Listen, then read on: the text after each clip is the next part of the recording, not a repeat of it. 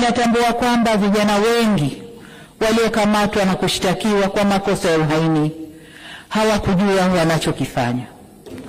Nikiwa mama na mlezi wa taifa hili, ninavielekeza vyombo vya sheria na hasa ofisi ya mkurugenzi wa mashtaka kuangalia kiwango cha makosa yaliyofanywa na vijana wetu.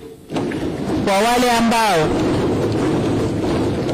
ambao wanaonekana walifuata mkumbo na hawakudhamiria kufanya uhalifu, wawafutie makosa yao.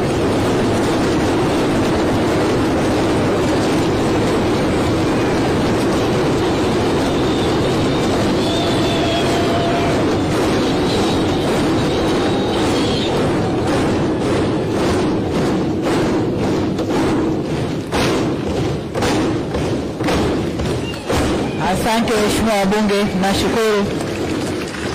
Waheshimiwa wabunge, ukiangalia klipu zile za maandamano, unaona kabisa kuna vijana ambao waliingia kwa kufuata mkumbo.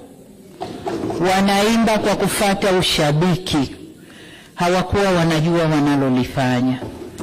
Kwa hiyo kama mlezi, kama mama, ndio maana naelekeza vyombo vya ulinzi na usalama, hasa ofisi ya DPP, kuchuja viwango vya makosa, na kwa wale waliofuata mkumbo basi waseme nao kisha wawaachie waende kwa wazazi wao.